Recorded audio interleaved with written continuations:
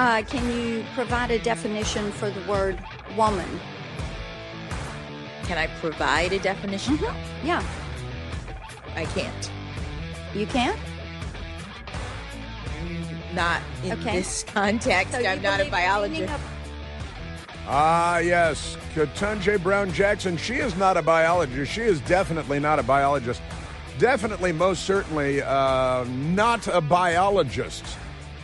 And yesterday, she proved it again, I think, at the Supreme Court, talking about the genital mutilation of children, which Democrats enjoy very much.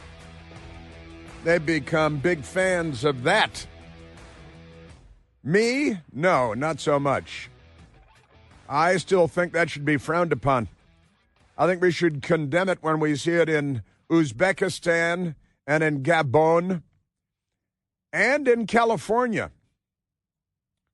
But, you know, those rascally Democrats, they're pretty wacky. Well, good morning and happy Thursday to you. Yeah, yesterday the Supreme Court, listening to arguments in a case out of the state of Tennessee banning transgenderizing children. You know, that is people under the age of 18, and the Democrats are ferocious advocates of this. I played a soundbite for you yesterday of the ACLU person, and person, I think, is probably the best, what a pronoun, the best pronoun is this person. Say, yeah, you know, there are 2-year-olds that have decided they need to change gender, and then they suffer for 6 years until they're 8. And then the Democrats get to them and genitally mutilate them and give each other awards for it. It's remarkable stuff. But at the Supreme Court, arguments on that case yesterday, and Ketanji Brown Jackson thinks it's a matter of racism. She thinks it's racism because she views the world through, and all matters in the world, through the same prism. And you'll be shocked to learn that it's the prism of race. It's race. And what is that? Interracial marriage. She's like, well, this is just like interracial marriage. It's like, no, the genital mutilation of 8-year-olds is not just like interracial marriage. No.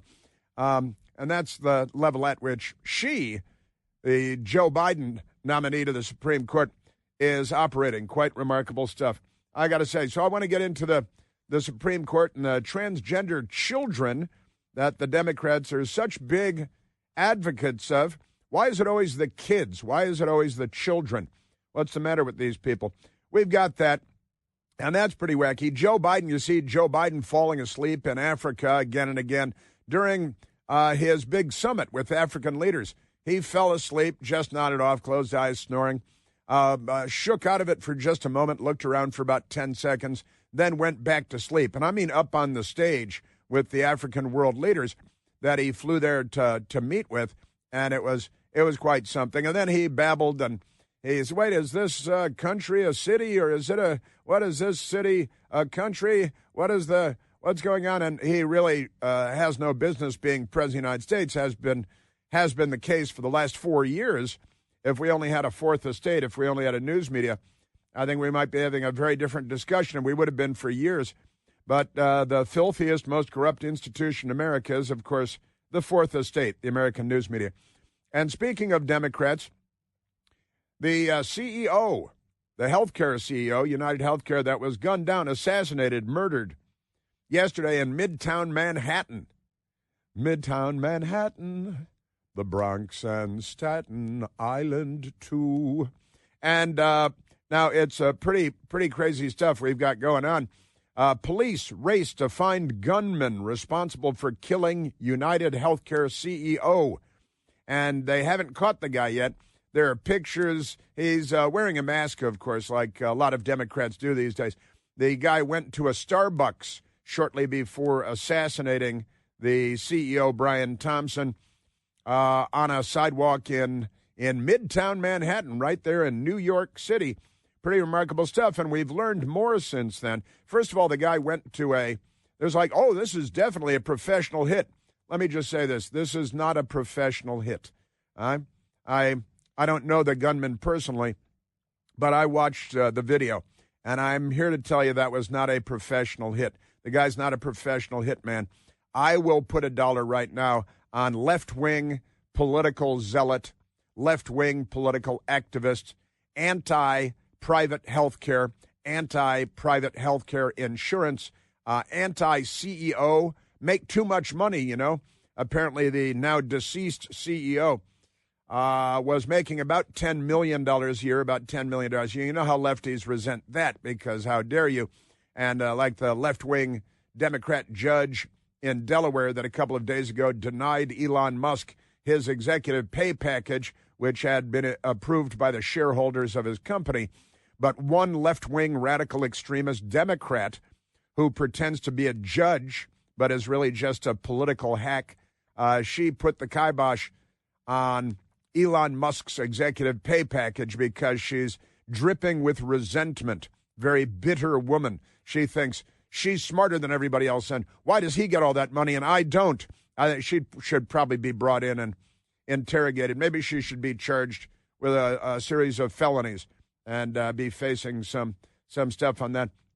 But never mind that. I think that Brian Thompson was targeted simply because he's the CEO of United Healthcare, and that the resentment was too much for this still unnamed, because he hasn't been captured yet, gunman, this murderer.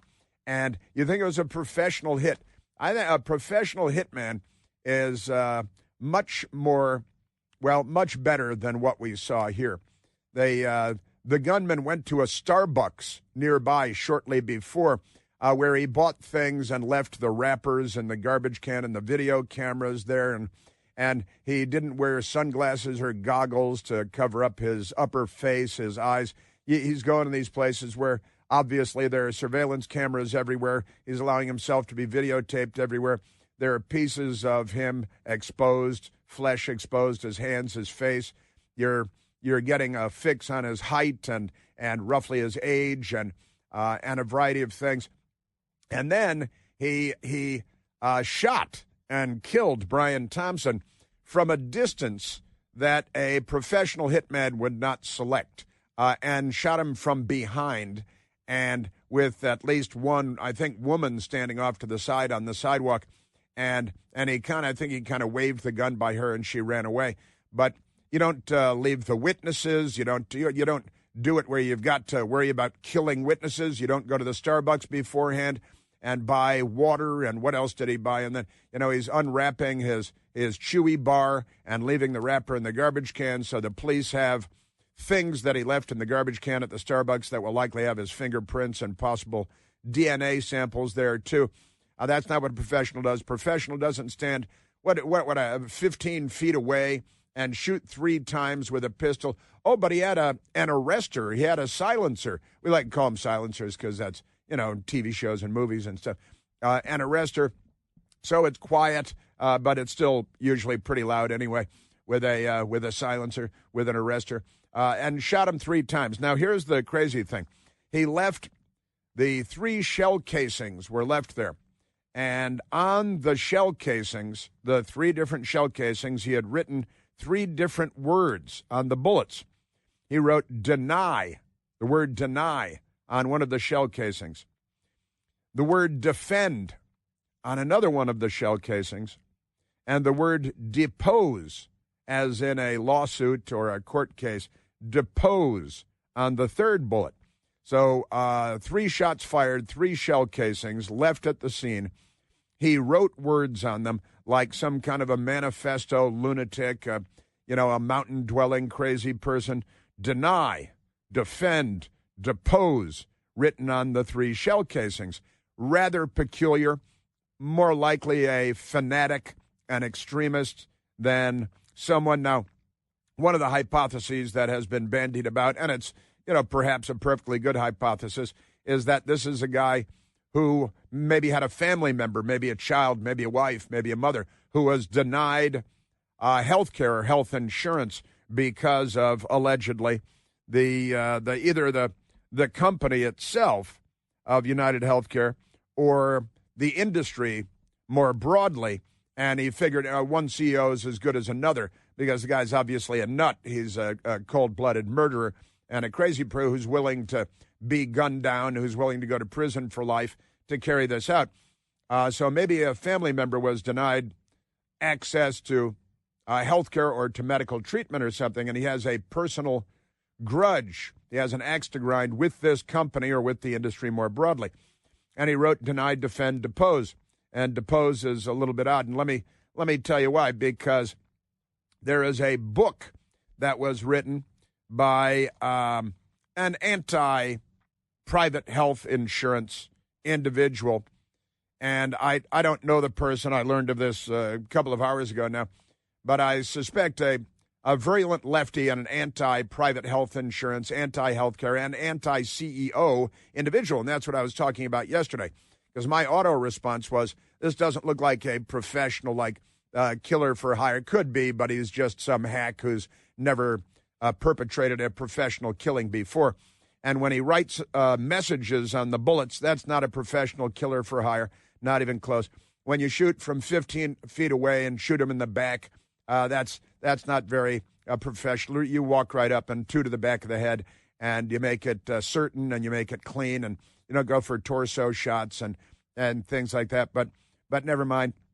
So he writes Deny, Defend, Depose, and there's a book called Delay, Deny, Defend. Delay, Deny, Defend. That's the name of the book.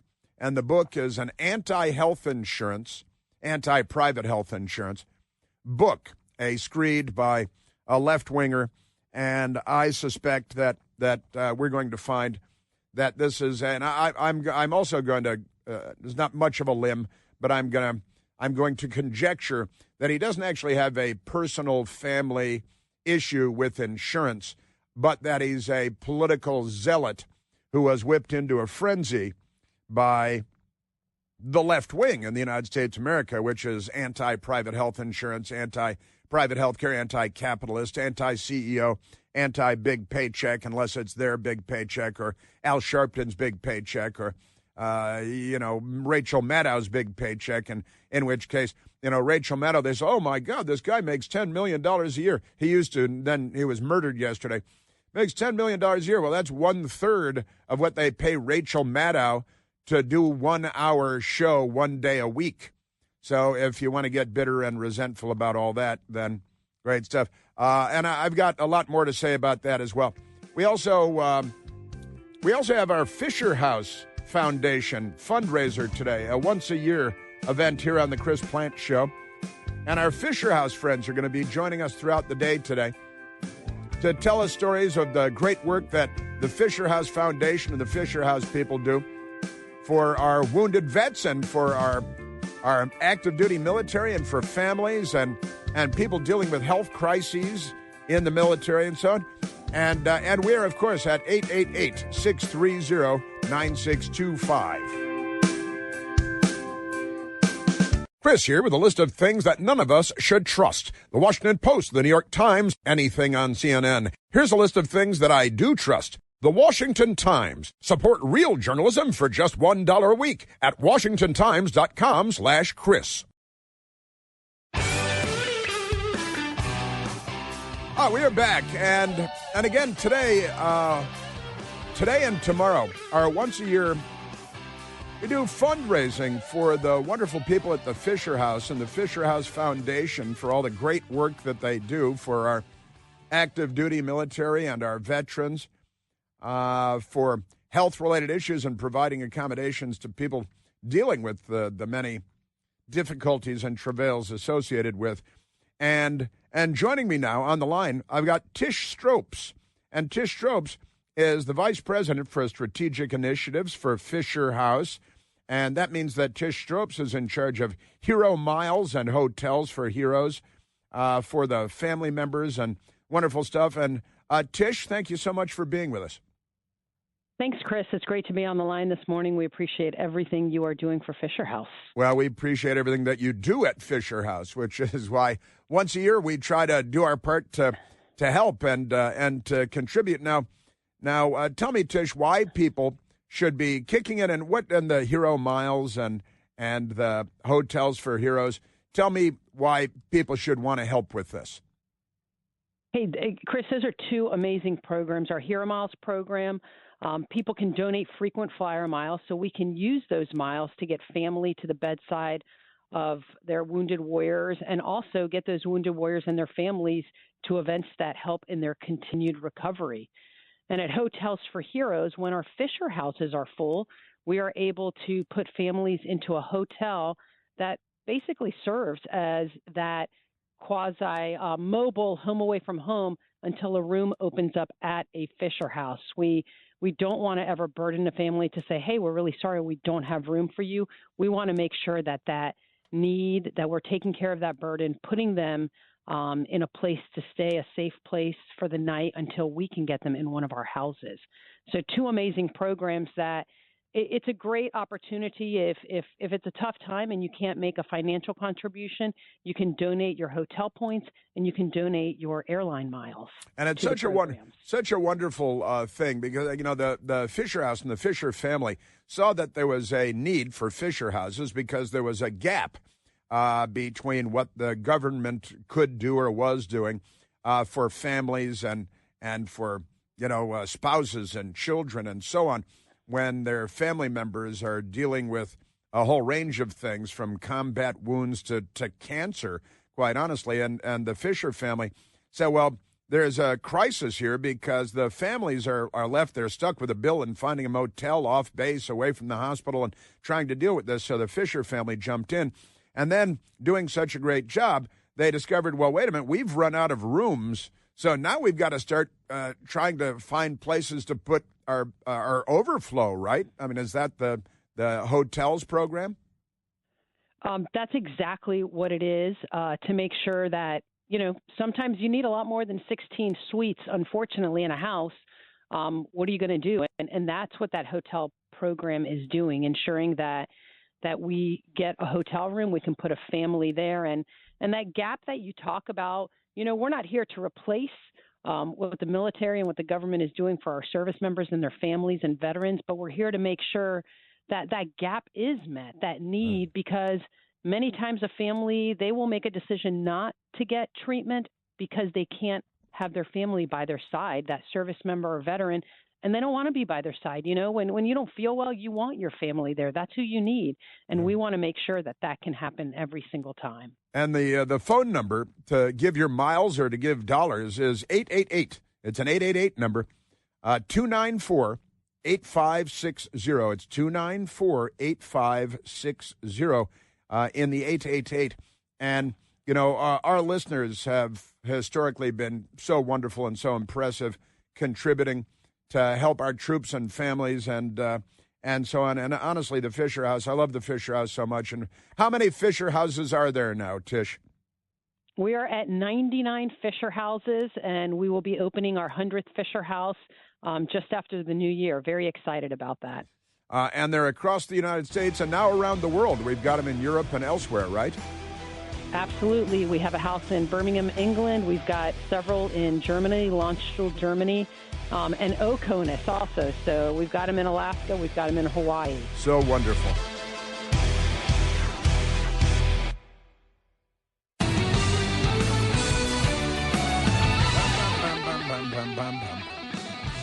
Now, because our listeners are such great Americans thus far today, we have raised for Fisher House $125,171.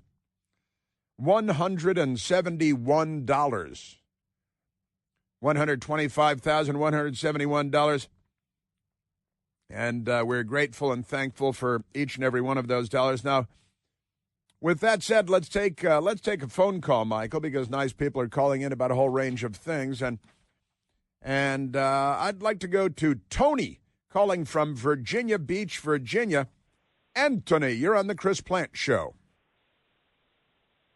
Well, good morning, Mr. Plant. It's an honor to be the leadoff caller for the Fisher House Radiothon on your show for the third year in a row. It's a double honor to follow the magnificent Tish Stokes. We hear all the time about a special place in hell for being reserved for people. Well, I got to tell you, you look at the lives of people like Zachary and Elizabeth Fisher and people like Tish and the work that they do, there's a special place in heaven. There's no doubt in my mind. Yeah. Let's put the tow part up to $127,000. Our company, which is owned by a service-disabled veteran, is a year-long supporter of the Fisher House. And we save $2,000 for December each year to donate via the WMAL Radiothon tote board. And I can't tell you how much people who care about our military and who care about the Fisher House appreciate WMAL in general and Chris Plant specifically because of your absolutely unwavering support. And you demonstrate it. You don't just talk about what's going on. You demonstrate when you talk about the Fisher House that you know what they do, you know how it impacts people's lives. You would be overwhelmed to see the camaraderie between families who are staying at the Fisher House at the same time. To turn to someone in the living room or turn to someone in the kitchen and realize they're going through the same thing, someone that can relate to what you're dealing with when a loved one is in a recovery situation. It's just a blessed thing, and we're thrilled to be able to support it. It is. You're 100% right. And that happened largely organically. That happened just by the nature of what the family and the Fisher House Foundation does in building these beautiful homes. And I've visited multiple homes in the Washington area, and they're beautiful. They're wonderful. They set up for Christmas time and have trees and have great stuff for the kids. And it's just so wonderful. And you're right, the families there create a support network for one another that really the government, and I've got to say when it comes to military health care, there's a lot of great stuff going on the government side as well, but they can't do everything and they're not good at doing certain things. And that's where Fisher House comes in. And they've created this absolutely organic atmosphere, environment in Fisher houses, and the families create just automatically. Nobody has to go in from the VA or anything else and say, well, help each other out because we're not good at that. It obviously just happens organically. The look on the face of the person next to you brings you in and brings people together, and the extraordinary work that they do is just it's unique and it is amazing to see. It absolutely is. And the phone number again to make a contribution, whether it be miles or points or dollars, and no matter large or small. Again, we've taken in now 127,000. Thank you, Tony, and $171. So somebody gave in smaller denominations, and we came up with $171 for some reason, no doubt, probably a very good reason with a good explanation. But it doesn't have to be $1 million. It can be $10, and you're making a great contribution, right, Tony? And absolutely, and it's doubly rewarding for us because we're owned by a service-disabled veteran who served 27 years in the U.S. Navy, and we have a lot of colleagues who own similar companies, and a couple of them have already text-bombed my phone, and I tell them, put down your phone, pick up your checkbook, write a check for $1,000 or $2,000, and send it on to Fisher House. That is the great. Right thing to do. That is great. And just wonderful. And the phone number, again, is 888. It's a 888 number, and the number is 294-8560. That's 294-8560 in the 888. And wonderful stuff. And you say your company that every year contributes a disabled veteran, a Navy veteran.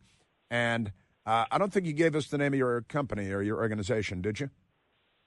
I'm proud to. It's D9 Tech Resources, and our owner, Greg Gomez, was a radio guy for special operators in the Navy, and D9 was his handle. Oh, no kidding. Is that right? Yeah, really slick. And the things he experienced, the stories he has to tell, they're fabulous. But if I could, I have one more thing I want to mention to you. Mm-hmm. Next Thursday, my beautiful daughter Stephanie is getting married. Mm-hmm. And that makes Thursday doubly special because next Thursday is somebody's birthday. Now, I'm not going to mention any names, but out of privacy concerns. But the initials are Chris Plant. Yeah, and we all wish you, happy birthday, Chris. Well, you're very kind. Thank you very much, Tony. And that's wonderful. Thursday, Stephanie, your daughter Stephanie, getting married. Is that right? On Thursday? Absolutely. Yes, sir. Very good. Wonderful. A week from today. That is great. And We are very blessed. Yes, she's marrying a wonderful man, and my wife Sharon and I couldn't be happier. Well, that's very good. That's very normal. I like that, and that's. But it's Thursday, getting married December 12th, and not Saturday. Well, they're going to have a church wedding on Thursday, and then the reception is 2 weeks later on December 28th. It'll be a little easier for out-of-town guests to make that because it's obviously a busy time of year. Yeah, sure. Yeah, so very good. There'll actually be 2 ceremonies. Logistics. That's and travel and all that good stuff this time of year. Tony, thank you very much for the call. Thank you for the kind words and the mention, and congratulations to you and to Stephanie and to your entire family. Great stuff, and thank you, of course, for the generous contribution to the Fisher House and the Fisher House Foundation for all the great stuff that they do and for being an every year contributor. And Tony said people are pinging him because he's on the radio, and he's telling them, yeah, that's great. Now hang up and call Fisher House and contribute money, because that would be even more helpful at 888-294-8560. Tony, thanking you, my friend. Thanks for. Did he drop off? Is that right, Tony? He dropped off. He's got things to do. He's got a wedding to attend to. He's got real stuff going on. Come on, that's big stuff. But thank you very much, Tony, and very generous contributions. We are watching the numbers today, and so far, again, $127,171 last time I looked up, and because our audience is so spectacular, so wonderful, so patriotic, and successful too, able to make contributions large and small, and I think that's wonderful. And throughout the day today, we're going to have representatives, people from the Fisher House, and that have worked with Fisher House, and people that have used Fisher Houses because of personal and family crises that they were dealing with, and the role that Fisher House played in all of that. So thank you, Tony. Thanks a lot. Now, there are a great many news stories going on, of course, and from the Supreme Court to the assassination of a healthcare CEO in New York City yesterday, and still no suspect, still no arrest. The police working it, and lots of clues. It looks like there are a bunch of clues.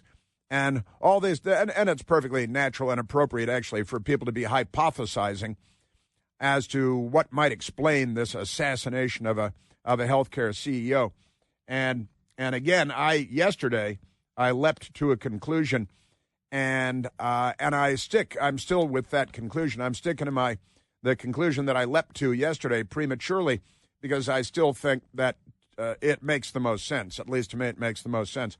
And I don't think this is I really don't think this is a guy. It's a man. It's a white man.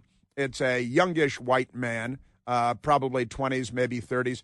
You can see photographs in particular from the surveillance cameras at the Starbucks where he went, which is not what a professional killer would likely do. Hey, I think I'll stop and get a Starbucks coffee and maybe use my ATM card, use my card, swipe it to buy things at the Starbucks with all these surveillance cameras. I don't think that's what a professional killer, a trained killer, would be doing. I don't think a professional trained killer would fire 3 shots from 15 feet away or whatever it was. And I don't think that the professional killer would leave shell casings with what appear to be political, perhaps personal messages written on the bullets, on the shell casings. That doesn't make a lot of sense to me. But what do I know? I'm, what am I, a professional killer? Don't be silly. But we got that going on, because that is a big deal. And what else do we have? We have the kind of amazing stuff going on Capitol Hill, because the Democrats are trying to torpedo all of President Trump's picks to take up cabinet posts and other government slots, because that's what they do. They destroy, they target, they hunt, they smear, they slander. The news media is the key element in all of that, of course. And then, of course, you got Hunter Biden and the Hunter Biden thing. There's a lot going on there, too. Wah, wah, wah. Because Hunter Biden is protected by the Democrat machine, and Joe Biden is protected by the Democrat machine as well. We've got A lot of interesting stuff going on with a report that came out yesterday afternoon that the Biden administration is looking at, after pardoning Hunter Biden, they liked it so much and it worked so well for them, and they got getting glowing reviews in the New York Times and at CNN because they're both filthy, corrupt organizations, sorry to say. But now there are stories that the Biden White House is looking at pardoning a huge number of Democrats and Democrat allies in some kind of a prophylactic way, in a looking forward way. Oh no, Liz Cheney might be in trouble with the law. Let's pardon her in advance of any legal issues. It's probably unconstitutional. I don't know that you can, president or not, I don't know that you can preemptively, prophylactically issue pardons to people that may or may not be accused of crimes in the coming years.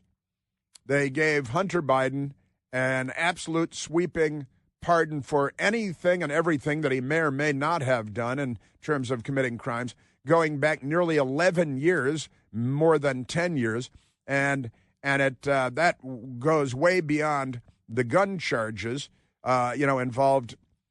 involving his brother's widow, who Hunter turned into a crackhead by introducing her to crack cocaine, to which she became addicted. And it was the widow that took Hunter Biden's gun and threw it in the garbage can, the dumpster behind the high-end grocery store where the Biden family naturally shops, only at a high-end grocery store. And you got all this stuff going, but it does predate just barely the time that he started collecting $1 million a year from the Ukrainian natural gas company Burisma for a no-show job. More than $1 million, well, right at $1 million a year for a no-show job. Isn't that amazing? But here's the story from the radical left-wing extremists at Politico, which is a front group for the Democrat Party. Biden White House is discussing preemptive pardons for those in Trump's crosshairs. Now, wasn't it Joe Biden who said that Trump was in his crosshairs? Was that the language that he used? The nomination of Kash Patel, who has vowed to pursue Trump's critics. I don't think that's actually correct. As the FBI director, has heightened concerns within the president's inner circle. That's the subheadline. Well, they're perfectly justified. See, the news media is arguing here, these hacks. Jonathan Martin, a fraud, not a journalist, a political extremist, typing on behalf of the Democrat Party. And this is an amazing story. I'll share with you the details coming up. Yeah, we're going to preemptively pardon, prophylactically pardon who knows how many allies of the Democrat Party so that they can never be held accountable for anything. Not that there's anything crooked going on here. It was a mistake to use the word. I didn't say crosshairs. I meant bullseye. I meant focus on him. Focus on what he's doing.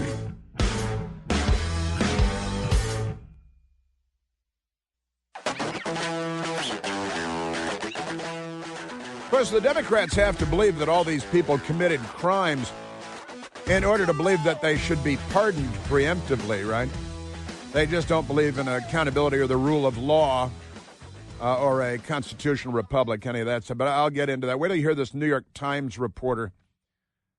She's one for the books. But today is Fisher House Day on the Chris Plant Show and the Fisher House Foundation. And we have another guest standing by. We have Tracy Wade. Tracy Wade is standing by. Tracy Wade, thank you so much for being here. Oh, of course. Now, as I understand it, your son was injured, and it was an accident near Nellis Air Force Base in Nevada, and he was told that he would never walk again. Is that right? Yes, that is correct. He fell a little over 80 feet off a cliff. 80 feet off a cliff, and he was told that he would never walk again. Never walk again. Now, what was he doing up 80 feet on a cliff? Him and three other airmen decided to celebrate that they were getting deployed by going hiking. Mm-hmm. And unfortunately, they were racing back, and two of them went one way, two went the other way. They thought they would find a shortcut, and unfortunately, it was loose rock. So it let go, and his buddy was able to straighten him up where he landed feet first. Wow. Wow. And so they're out there, they're getting ready to deploy. They're excited that they're deploying. They're going out and staying in shape and getting pumped up because they're enthusiastic patriots and taking in the beautiful scenery of the United States of America, and injured and told that he'd never walk again. And then where did Fisher House come in here, Tracy? So Fisher House, we learned about when he was transported to Palo Alto, California. So his story is a little more unique than most. This happened 4 days before COVID shut down the world. Wow. So he fell in the middle of COVID.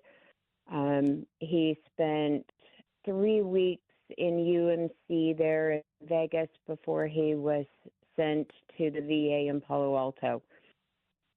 He spent almost a year in Palo Alto. In Fisher House, we were introduced to when we were allowed to finally go out when he started coming out of a coma. Wow. And even during COVID and all of the unknown, we had these people like open the door to this place that actually had comforts and felt like home, that we didn't have to worry about where we were going to stay in California while we were there with our son. Now, you raised a wonderful patriotic American, a brave young American who offered up his own life in defense of his country and staying in shape and getting ready to deploy, suffered this terrible accident. And then now they told him he'd never walk again. Well, what happened with that? Did he walk again? Not only did he walk, he participated this last June, July in Warrior Games, which is also something that Fisher House is a huge contributor of. And he ran. Not only did he walk, he ran. He sprinted during Warrior Games and came home with 2 golds and a silver. 2 golds and a silver. Tracy Wade, I'm saluting you. We're saluting you. We're saluting your son. What a wonderful family you have. So proud to have you on our show. And please call 888-294-8560 and help.